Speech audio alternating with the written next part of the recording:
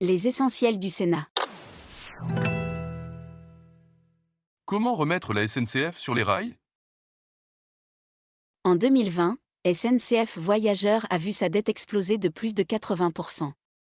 La SNCF, qui a souffert des répercussions de la crise sanitaire, doit rapidement remédier à ces difficultés structurelles, préconise le rapport de la Commission des finances sur la situation et les perspectives financières de la SNCF, rendu public le 9 mars 2022.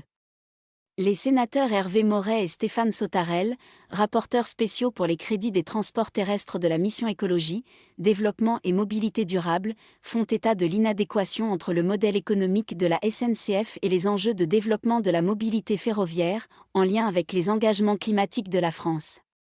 Les dernières réformes n'ont enrayé ni la spirale de la dette, ni la dégradation financière de la SNCF, déplorent les auteurs du rapport.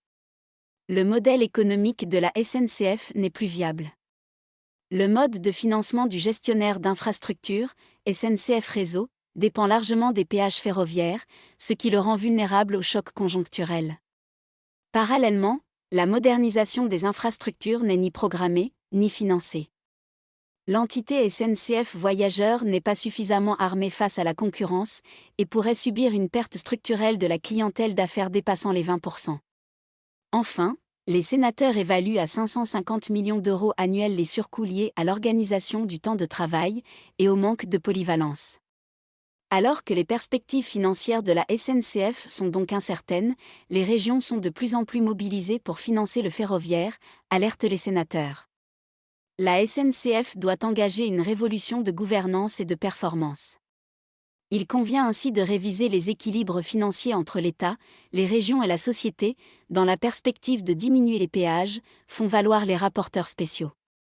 Les sénateurs estiment indispensable que la SNCF optimise son organisation du temps de travail et porte sa trajectoire de baisse d'effectifs à au moins 2% par an d'ici 2026.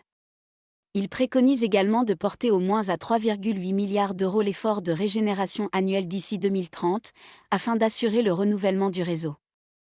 Pour concrétiser l'ouverture à la concurrence, les rapporteurs spéciaux proposent également de sortir SNCF Réseau du groupe SNCF.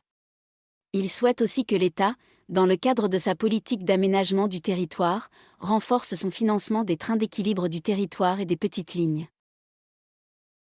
Pour découvrir les 19 recommandations de la Commission des finances, consultez la synthèse du rapport.